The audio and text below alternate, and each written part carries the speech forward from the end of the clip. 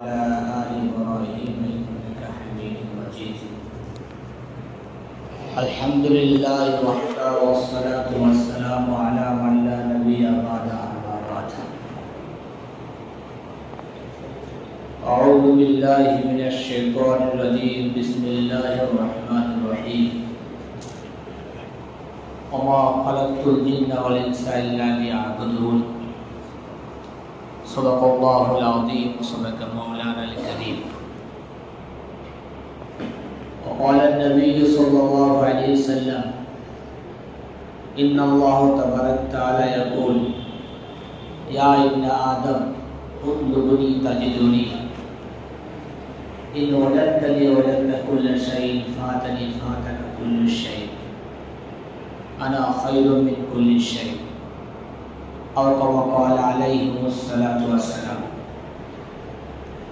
সমস্ত প্রশংসা সে আল্লাহ তাবারক তাআলা, যিনি আমাদেরকে মানব রূপে সৃষ্টি করেছেন, আমাদের বিবেক বুদ্ধি দিয়েছেন, বাক শক্তি দিয়েছেন, চলার শক্তি দিয়েছেন, ধরার শক্তি দিয়েছেন, দেখার শক্তি দিয়েছেন। সেই সঙ্গে সঙ্গে আমাদেরকে ইমানের মতন মূল্যবান সম্পদ দান করেছেন এবং আরো বড় ধরনের ইহসান করেছেন, শেষ বোধ করেছেন। আজকের দিনে আমাদেরকে তার এক হুকুম পালন করার উদ্দেশ্যে তার ঘরে আসার তৌফিক দান করেছেন। এই সময় আমরা সবাই একবার আল্লাহ তাআলার কৃতজ্ঞতা জ্ঞাপন করে বলি আলহামদুলিল্লাহ।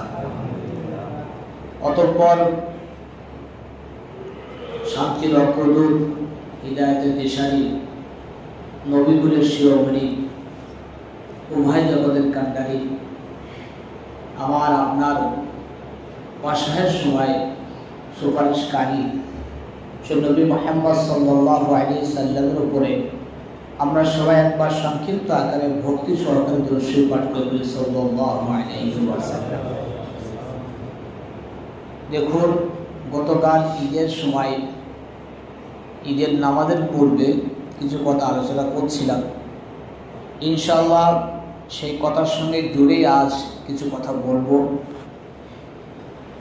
গতকাল যে কথা হচ্ছিল সেটা হচ্ছে যে আল্লাহ তাবারক তাআলার আমাদের উপর অনেক দয়া আছে। আল্লাহ তাবারক তাআলা আমাদের উপর অনেক দয়া, এতটাই দয়া যেন কেউ করতে পেরেছে না, করতে পারছে না, করতে পারবে। তো সে সম্পর্কে বলি, আল্লাহ তাবারক তাআলা কিন্তু দয়া করার পরে আমাদেরকে কাছে টেনে ভালোভাবে অনেক কিছু বুঝিয়ে পারে বলে।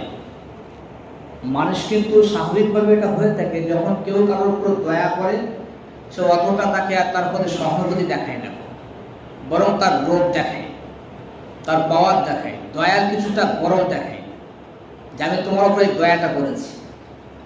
এটা হয়ে থাকে। কিন্তু সামান্য লোক উপরে দেখবেন, গ্রামের একটু হালকা যদি অসহায় মানুষ হয়ে থাকে, তাকে যদি কেউ 2000 টাকা দেয়, মনে মনে হলেও তার উপর কিন্তু হালকাই করে, ওকে আমি 2000 টাকা দিই। ওর সঙ্গে কথা একটা ভাবভঙ্গি পাল্টে যায়। এটা হয়ে থাকে। কিন্তু যদি কারো অসহায়ের সময় আমি 5000 টাকা তাকে দিয়ে থাকি, তো তার একটা হালকা ধাঁচ পরিবর্তন থাকে যে আমি ওর উপর দয়া করি, আমি ওর উপর দয়া করি। আল্লাহ তাবারক তাআলা এটা করেন না। আল্লাহ তাবারক তাআলা এটা একদমই করেন না। একটা হাদিসের কুদসি যেটা পড়লাম, আপনি এটাই শুনুন যে কিভাবে কি মানে দয়া, মমতাময় পদ্ধতিতে আর ভালোবাসার পদ্ধতিতে আল্লাহ আমাদের কি কথাটা বোঝাচ্ছেন। দেখুন হাদিস, ইয়া ইবনে আদম, যে মানব সম্প্রদায়, আমার সৃষ্টি, আমার বান্দা, তোমরা সকলকে, সবাইকে, ইয়া ইবনে আদম বলে সবাইকে আল্লাহ তাআলা উদ্দেশ্য করেছেন, কাউকে বাদ দেননি। চাই সে নামাজি হোক বা না হোক, মুসলিম হোক বা না হোক, অন্য ধর্মের লোক হোক, অন্য মতপথের লোক হোক, অন্য অন্য অন্য ক্যাটাগরির লোক হোক, আল্লাহ সবাইকে উদ্দেশ্য করে বলছেন ইয়া ইবনে আদম। কি বলছেন? দেখো আমি মহান, আমি বিরাট, আমি বিশাল। আমার না তোমার কোনো কিছু প্রয়োজন আছে, না ছিল, না থাকবে। পৃথিবীর কোনো মখলুকাতের কোনো কিছু প্রয়োজন আমার নেই। আমি এত বড় হওয়ার পরেও যদি তোমরা আমাকে পেতে চাও, যে তোমরা আমাকে রাজি করার চেষ্টা করো, যদি তোমরা আমাকে খুশি করতে চাও, যে তোমরা আমাকে কাছে পেতে চাও, যে তোমরা আমার রহমত নিতে চাও, আমার বরকত নিতে চাও, আমার দয়া নিতে চাও, তোমরা চেষ্টা করো, চেষ্টা করো, উৎলবনী, তোমরা চেষ্টা করো, তাজে দুনি তোমরা পেয়ে যাবে। আমি তোমাদেরকে খোঁটা দেব না, আমি এ কথা বলবো না যে তোমার দাড়ি পেকে গেছে, তোমার হাঁটুই বল নেই বলে তুমি তওবা করতে এসছো। আমি এ কথা বলবো না যে তুমি দুর্দিনে পড়েছো বলে আজ তওবা করছো। আমি এ কথা বলবো না যে তুমি আজ বিপদে পড়েছো বলে আমার কাছে এসছো। আমি দয়াবান, তুমি আমার সৃষ্টি, তুমি আমার বান্দা, তুমি তো এসো আমাকে, আমার কাছে উৎলবনী তাজে দুই, তুমি আমাকে পেয়ে যাবে। আমি বড় হতে পারি, বিরাট হতে পারি, আরশের মালিক হতে পারি, কুল কায়নাতের মালিক হতে পারি, সবকিছুর মালিক হতে পারি, চাঁদ সূর্যের মালিক হতে পারি, পাহাড় পর্বতের মালিক হতে পারি, গোটা কায়নাতের মালিক হতে পারি। যে তোমরা একটু চেষ্টা করো, তা দেখবে তোমাদের কাছে আমি চলে আসবো, তোমরা পেয়ে যাবে আমাকে, তোমরা পেয়ে যাবে আমাকে। একটা ঘটনা বলি, হাদিসকে এখানে রেখে একটা ঘটনা বলি, মনে পড়ে গেল। হযরত খুবাইব রাদিয়াল্লাহু তাআলা আনহুকে যখন শহীদ করা হচ্ছিল, হযরত খুবাইব রাদিয়াল্লাহু তাআলা, কাফেররা আটকে ফেলেছিল। হযরত খুবাইবকে খেজুর গাছের সঙ্গে বাঁধা হয়েছিল। যে খেজুর গাছের সঙ্গে বাঁধা হয়েছে সে গাছটা পুঁতে রাখা হয়েছে, পুঁতে দেওয়া হয়েছে, দিয়ে হযরত খুবাইবকে নেজা মারা হবে। মানে এইভাবে গাছে রেখে নেজা মারে না, সে খঞ্জর টাইপের নেজা মারা হবে, দিয়ে মারা হবে। তো সুফিয়ান তখন ইমান নিয়ে আসবে, আবু সুফিয়ান তো লক্ষ্য করে দেখছে যে খেজুর গাছটা যে পোতা হয়েছে, তো খেজুর গাছটার যে খুবাইবকে বাঁধা হয়েছে পিঠে হাতে, এইভাবে হাত মোড়া দিয়ে, তো ওই হযরত খুবাইব রাদিয়াল্লাহু তাআলা আনহুর চেহারাটা, মুখটা পশ্চিম দিকে হয়ে গেছে, কিবলা দিকে মুখ হয়ে আছে। আবু সুফিয়ানটা ফলো করেছে, এক কাজ করো, এর মৃত্যু দিতে হবে, তবে মুখটা কিবলা দিকে থাকলে হবে, ঘুরিয়ে দাও। তো সেই সময় আবু সুফিয়ান নেতা ছিল, আবু সুফিয়ানের কথা মতো খেজুর গাছটাকে তুলে ঘুরিয়ে দেওয়া হচ্ছে। তখন হয়তো খুবাইব রাদিয়াল্লাহু তাআলা আনহু খুব আক্ষেপ করে বলেছিল যে আবু সুফিয়ান, আল্লাহ তাবারক তাআলা সব দিকে আছে, তুমি ভাবছো আমাকে অন্যদিকে মুখ করে দিয়ে আমাকে মারবে, আল্লাহ থাকবে না সেদিকে? আল্লাহ শুধু কিবলার দিকে আছে। তুমি যেদিকেই মুখ করে আমাকে শহীদ করো, সেদিকে আমি আমার আল্লাহকে পাবো। তুমি চিন্তা করো না, ঘোরাও তুমি খেজুর গাছ, করো তুমি আমার শহীদ, আল্লাহ ওদিকেও থাকবে, কিবলার দিকেও যখন আল্লাহ আছে, অন্যদিকেও আল্লাহ আছে, আল্লাহ সব জায়গায় থাকে। এখানে ঘটনাটা বলি, ঘটনাটা ওদের খুবাইবকে যখন খঞ্জর মারা হয়েছিল, যখন খঞ্জর লেগেছে, যখন শেষ পর্যায়ে ওরা 40টা খঞ্জর মারা হয়েছিল, যখন শেষ পর্যায়ে তো লাস্ট কথা বলেছিলেন, তোমরা কেউ যদি থাকো এখানে, তো আমার হাবিব মুহাম্মদকে আমার সালামটা পৌঁছে দিও। যে মদিনায় আছেন উনি, যে আমি শহীদ হয়ে যাচ্ছি, তবে আমার সালামকে একটু পৌঁছে দিও। আর বলেছে আল্লাহ আমার সালামটা তোমার হাবিবের কাছে পৌঁছে দিও। আমি খুবাইব সালাম দিচ্ছি, তার সঙ্গে সাথে জিবরাইল আলাইহিস সালাম চলে এসেছেন, আল্লাহ নবী সাল্লাল্লাহু আলাইহি ওয়াসাল্লাম মসজিদ নববীতে বসেছিলেন। এসে বসে রাসূলুল্লাহ খুবাইবকে শহীদ করে দেওয়া হয়েছে। আর খুবাইব শেষ সময় একটা কথা বলেছিল যে আমার হাবিবের কাছে আমার সালামটা একটু পাঠিয়ে দেওয়া হোক। তা আল্লাহ আমাকে পাঠিয়েছেন যে খুবাইবের সালামের বার্তা নিয়ে আপনাদের কাছে। তো আল্লাহ নবী সাল্লাল্লাহু আলাইহি ওয়াসাল্লাম তখন বলেছিল আসসালামু আলাইকা ইয়া খুবাইব, আসসালামু আলাইকা ইয়া খুবাইব, কিবলা মক্কা থেকে মুখ করে আসসালামু আলাইকা ইয়া খুবাইব। খুবাইব তুমি চিন্তা করেন, আমার সালাম তোমার উপর, আমার সালাম তোমার উপর, আমার সালাম তোমার উপর। যার উপর নবীর সালাম সে জান্নাত হবে অবশ্যই। যার উপর নবীর সালাম পড়বে সে জান্নাতি, নবীর সালাম যার উপরে পড়বে সে জান্নাতি, শহীদ হয়েছেন জান্নাতি। তা অন্যদিকে চলে গেল ঘটনাটা। যে কথা বলছিলাম যে আল্লাহ তাবারক তাআলাকে যদি চেষ্টা করা সব জায়গায় পাওয়া যাবে। আল্লাহ বলছেন যে আমি আরশের মালিক হতে পারি, কিন্তু তুমি যদি চেষ্টা করো তোমরা আমাকে পেয়ে যাবে, সব জায়গায় পাবে, তোমরা আমাকে সব জায়গায় পাবে। তুমি রাতের অন্ধকারে যাও, যে আমাকে ডাকো পেয়ে যাবে। তুমি কোথাও বিপদে পড়ো, ডাকো পেয়ে যাবে। তুমি খুশির সময় আমাকে ডাকো পেয়ে যাবে। তুমি দুর্দিনে ডাকো আমাকে পেয়ে যাবে। দিনগ্রস্ত অবস্থায় ডাকো পেয়ে যাবে। ডাকো তো তুমি আমাকে, আমি আছি, আছে না? ইন আতাইতানি নাহারান ফাকাবিলতু, যদি সে রাতের অন্ধকারে এসে আমার কাছে বলো আল্লাহ গোটা পৃথিবী ঘুমিয়ে আছে, আমি তোমার কাছে তওবা করছি, আমি আল্লাহ পেয়ে চলে আসবো, তওবা কবুল করো। যে কথা বলছিলাম যে এই হাদিসেই উতলুবুনি তাজিদুনি, আগের পাঠ আল্লাহ নবী সাল্লাল্লাহু আলাইহি ওয়াসাল্লাম বলছেন হাদিসের কুদসি, ইন ফাতানি ফাতাকা কুল্লু শাই। দেখো আমার বান্দা, এতটা বোঝানোর প্রয়োজন নেই, যেভাবে এই হাদিসটাই লক্ষ্য করুন, যেভাবে আল্লাহ বোঝাচ্ছে কোনো প্রয়োজন ছিল না আল্লাহ এভাবে ঘোষণা করেন। জাস্ট এতটুকু বলতো যে তোমরা আমার বিধান মানো, মানো আমার বিধান। এটা আমার শেষ কথা, এটা আমার লাস্ট কথা, এটা আমার প্রথম কথা, এটা শেষ কথা, ব্যাস। তো আল্লাহ কি বলছেন, ইয়া ইবনা আদম উতলুবুনি তাজিদুনি, এ আদম সন্তান তোমরা আমাকে খোঁজো পেয়ে যাবে। ইন ওয়াজাদতানি ওয়াজাদতা কুল্লাশাই, শুনে রেখে দাও, যদি তোমরা আমাকে পাও না কি হবে, তুমি সব কিছু পেয়ে যাবে। কুলিল্লাহুম্মা তুতিল মুলকা মান তাশা ওয়া তুইজ্জু মান তাশা ওয়া তুযিল্লু মান তাশা। আল্লাহ তাবারক তাআলা বাদশাদের বাদশা তৈরি করে, আল্লাহ তাবারক তাআলা সম্মানিতদের সম্মান দেয়, আল্লাহ তাবারক তাআলা অসম্মানিতদের অসম্মানিত করে। আল্লাহ সম্পদের মালিক, কুল কায়নাতের মালিক। আল্লাহ বলছে বান্দা এটা মাথায় রেখে দাও, যদি তোমরা আমাকে রাজি করতে পারো, যদি আমাকে খুশি করতে পারো, যদি আমাকে কাছে করতে পারো, তো তুমি কুল কায়নাত সবকিছু তোমার কাছে পাবে। যেহেতু এই কুল কায়নাত আমার তত্ত্বাবধানে আছে, আমার সবকিছু, তোমার সম্মান আমি দেবো, তোমার শান্তি আমি দেবো, তোমার তৃপ্তি আমি দেবো, ইহকালে এবং পরকালে তোমার মঙ্গল হবে, তোমার ভালো হবে, আমার কিছু। তুমি আমার চেষ্টা করবে, ভালো তোমার হবে। তুমি না খেয়ে থাকবে, ভালো তোমার হবে। তুমি রাত জাগবে, ভালো তোমার হবে। তুমি সত্য কথা বলবে, তোমার মঙ্গল হবে। তুমি সৎ পথে চলবে, তোমার দুনিয়া ভালো হবে, কবর ভালো হবে, মৃত্যু ভালো হবে, পরকাল ভালো হবে। এটা আমার কিছু না বান্দা। তো তুমি শোনো, উতলুবুনি তাজিদুনি, ইন ওয়াজাদতানি ওয়াজাদতা কুল্লাশাই, তোমরা আমাকে খোঁজো, তোমরা পেয়ে যাবে। যদি আমাকে পাও তো তুমি সব কিছু পেয়ে যাবে। আগে আল্লাহ এ কথা শেষ, আল্লাহ আগে আরো বোঝাচ্ছে। খালি ভাবুন, এভাবে বাপ মা বোঝায় না, বন্ধুরা বোঝায় না।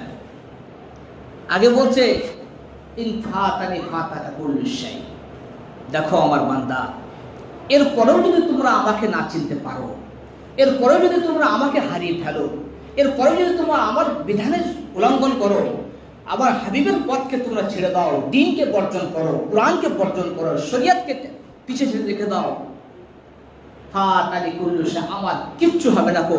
আমি যেমন আল্লাহ ছিলাম, আছি, থাকবো।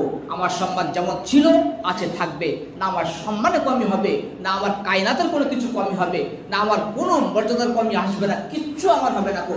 তোমার ক্ষতি হবে, ফাতাকা কুল্লুশাই, তুমি সব কিছু হারিয়ে ফেলবে। কেন? সব কিছু তোমার মালিক আমি। যখন তুমি আমাকে হারাচ্ছ, তো তুমি সব কিছু তুমি নিজে হারাবে। এখানে শেষ করলে পারতেন, এখানেও শেষ করেনি। আল্লাহ জানে যে আমার বান্দারা এখানেও ইতি করবে না।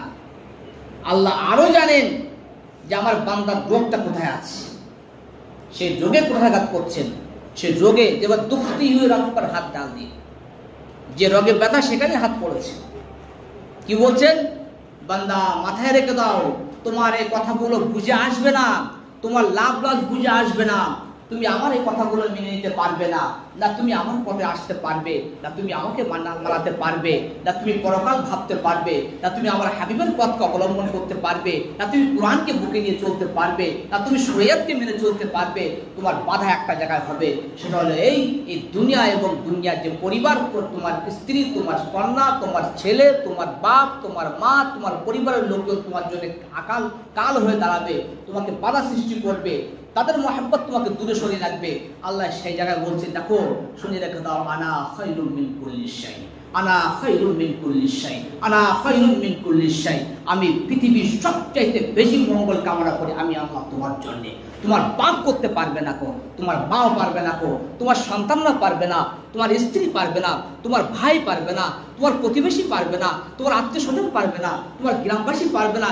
যে মঙ্গল আমি তোমার জন্য চাই, যে ভালোটা আমি তোমার চাই, যে ভালোটা আমি তোমার জন্য ভেবে রেখেছি, যে ভালোটা তোমার সঙ্গে করতে চাই, এটা শুধুমাত্র আমি আল্লাহ পারবো, তোমার কেউ এটা করতে পারবে না। তোমরা ভুল পথে যেও না, তোমরা ভুল বুঝো না। এ দুনিয়া হচ্ছে ধোঁকা, এ আত্মীয় স্বজনের মহব্বত হচ্ছে ধোঁকা, এদের ভবিষ্যৎ হচ্ছে ধোঁকা, এদের প্যারে পড়ে ভালোবাসায় পড়ে আমার বিধিবিধানকে ভাঙা মানা হচ্ছে ধোঁকায় পড়ে যাওয়া, অসৎ কাজে অসৎ পথ অবলম্বন করা। এ পথে তোমরা যেও না। আমি আল্লাহ তাআলা তোমার মঙ্গল চাই, আমি আল্লাহ তাআলা তোমার ভালো চাই, আমি আল্লাহ তাআলা তোমার সৎ পথে রাখতে চাই, শান্তির রাস্তা দিতে চাই, শান্তির জায়গা দিতে চাই, শান্তির জায়গায় নিয়ে যেতে চাই। এই জন্য আল্লাহ তাআলা এই কথাটা খুব সুন্দরভাবে আমাদের বুঝিয়ে বললেন। কিন্তু অত্যন্ত দুঃখ হচ্ছে, এত কিছু করার পরেও আমাদের বুঝে আসে না। তবে হ্যাঁ, যারা বুঝতে পারেন, যারা বুঝেছেন, তারা আল্লাহকে পেয়েছেন, আর আল্লাহ পাওয়ার জন্য পাগল হয়ে গেছেন। আর আল্লাহর পাওয়ার জন্যে, আর আল্লাহকে পাওয়ার পরে আল্লাহর জন্য মরতে প্রস্তুত হয়েছে। আপনারা সবাই জানেন বিলাল রাদিয়াল্লাহু তাআলা আনহুর কাহিনী। উত্তপ্ত মরুভূমি, যেখানে 49-50 তাপমাত্রা, এখন আগে নাকি আরো বেশি ছিল, সেই মরুভূমি, গরম মরুভূমিতে হয়তো বিলাল রাদিয়াল্লাহু তাআলা আনহুকে শুয়ে ফেলা হতো, তার বুকে দাঁড়ানো হতো। উমাইয়া ইবনে খালদ চামড়া জুতো পরতো, পরে মুখে মানে রগাতো, লাফাতো, তারপরে পাথর দিয়ে দেওয়া হতো। হয়তো বিলাল রাদিয়াল্লাহু তাআলা আনহু সেই সময় একটা কথা শুধু বলতেন, আহাদ আহাদ আহাদ, আল্লাহ আমি তোমাকে পেতে চাই, আল্লাহ এই কষ্টের মধ্যে দিয়েও আমি তোমাকে পেয়েছি, আল্লাহ এই কষ্ট সহ্য করতে প্রস্তুত আছি, তোমাকে ছাড়তে আমি রাজি নেই। উমাইয়া বিন খালদ বলেছিল যে বিলাল তুই ছেড়ে দে, ইসলাম ধর্ম ছেড়ে দে, তুই নবী মুহাম্মদকে বর্জন কর, আল্লাহকে ছেড়ে দে, তোকে ছেড়ে দেবো, আমি কিছু বলবো না, তোকে আলাপ করে দেবো। হয়তো বিলাল রাদিয়াল্লাহু তাআলা বলেছিলেন তুই আমার এর থেকে আরো কষ্ট বাড়িয়ে দে, আরো তুই পরীক্ষা নে, আমি যাকে পেয়েছি আর যাকে পেয়ে যে মজা পেয়েছি এ মজা আমি ছাড়তে পারবো না। বিলাল থাকবে পৃথিবীর বুকে, আর বিলাল মরেও যাবে পৃথিবীর বুকে, তো সেই আল্লাহর সঙ্গে কে নিয়ে থাকবে। শুধু এই নয়, প্রত্যেকটা জায়গায় আপনি দেখবেন আল্লাহ তাবারক তাআলা যারা প্রেমী হয়েছে তারা প্রেমী পাগল হয়ে গেছে। আমরা তো বুঝতেই পাইনি কিচ্ছু মনে। আসলে হুদায়রা রাদিয়াল্লাহু তাআলার একটা ঘটনা বলি। আল্লাহ নবী সাল্লাল্লাহু আলাইহি ওয়াসাল্লাম এক জায়গায় সাহাবাদেরকে পাঠাচ্ছেন কোন উদ্দেশ্যে, কোন যুদ্ধের ক্ষেত্রে পাঠিয়েছিলেন। তো সেই সময় মক্কা দুর্ভিক্ষ, মদিনা দুর্ভিক্ষ ছিল। তো সব সাহাবাদেরকে কিছু কিছু সম্পদ দিয়েছে আল্লাহ নবী সাল্লাল্লাহু আলাইহি ওয়াসাল্লাম। একজন সাহাবী হুদায়রা রাদিয়াল্লাহু তাআলা আনহুর সম্পদ ভাগে কিছু করে নিল। তো এটাই হলো বুদ্ধিমানের কাজ না, চুপচাপ আছেন, সবার পড়েছে, ওনার ভাগে কিছু করে নিল, আল্লাহ নবী খেয়াল করে নিল। তো কাফেলা রওনা করে দিয়েছেন, দল চলে যাচ্ছেন। হয়তো হুদায়রা মদিনা ছেড়ে যখন বাইরে চলে গেছেন, আসার থেকে তাকিয়ে বলছে যে আল্লাহ তোর হাবিব তো আমাকে কিছু দেয়নি, আর তুইও জানিস যে আমি গরিব, আমার কাছে কিচ্ছু নেই, আর ইসলামের জন্য আমার যেতে হবে, এটা আমার মানে দৃঢ় প্রতিজ্ঞা, যাবো আমি। এই দুদিনে আমার খাদ্য কিছু নেই, খাবো কি? তো আমি একটা আল্লাহ তোমার সাহারা নিচ্ছি, সেটা হলো তোমার জিকিরটাকে আমার খাদ্য হিসেবে ব্যবহার করছি। সুবহান বলে বলছে সুবহানাল্লাহ আলহামদুলিল্লাহ ওয়ালা ইলাহা ইল্লাল্লাহ আল্লাহু আকবার। আল্লাহু আকবার যখন বলেছে আল্লাহ আজকে বলেছে, বলে আল্লাহ এই তাসবিহ আমি পড়তে পড়তে যাব, আমার ভাগ্যে কিছু দেয়নি, আমি চাইনি, যাবো না, ইসলামের জন্য প্রয়োজন আমার, তো আমি যাবো, আমার খাদ্য হিসেবে তোমার তাসবিহটাকে নিয়ে যাচ্ছে। এটা বলে আল্লাহর মাহাব্বত, তাসবিহটা নিয়ে যাচ্ছে। যখন এই তাসবিহ পড়তে পড়তে হাঁটছেন হাঁটছেন হাঁটছেন, জিবরিল আলাইহিস সালাম চলে এসেছেন আল্লাহর আদেশে, এসে বলছে ইয়া রাসূলুল্লাহ আপনি হুদায়রাকে কিছু দেননি? তা বলছে না তো, কিছু দেন, ভুলে গেছে। তো বলছে হুদায়রা আল্লাহর কাছে একটা ফরিয়াদ করেছে, আল্লাহর আরশ কেঁপে উঠেছে, আপনি একটু কিছু পাঠিয়ে দিন হুদায়রার জন্য। আল্লাহ নবী সাল্লাল্লাহু আলাইহি সাল্লাম একটা উটনি দিলেন, যাও হুদায়রার কাছে কিছু সামান দিয়ে এসো। সেই ব্যক্তি সে সামানটা নিয়ে ওখানে চলে গেছেন। বলছে কি বলে হুদায়রা শুনবে, একটু সামানটা দিয়ে আসবে। হুদায়রা রাদিয়াল্লাহু তাআলা আনহু যখন সামানটা দিয়েছেন, উনি সঙ্গে সঙ্গে সামানটা নিয়ে আসার দিকে তাকিয়েছেন, বলছে আলহামদুলিল্লাহিল্লাযী যাকারানি মিন ফাওকিস আরশি ওয়া মান ফাওকিস সামাওয়াতি। যে আল্লাহ তোমার কৃতজ্ঞতা জ্ঞাপন করছি, তুমি আরশ থেকে আমার বাণীটা শুনে নিলে। কি বলছেন?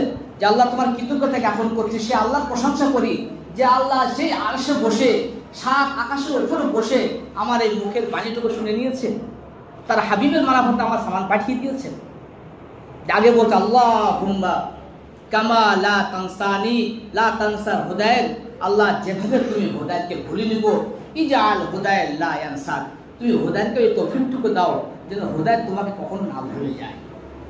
আল্লাহ তুমি যেভাবে হুদায়রকে মনে রেখেছো আরশে বসে, সেভাবে হুদায়রকেও তৌফিক দাও আল্লাহ, যেন হুদায়র জীবনে কখনো তোমাকে না ভুলে, তোমাকে স্মরণ রেখে চলে। এ হচ্ছে আল্লাহ।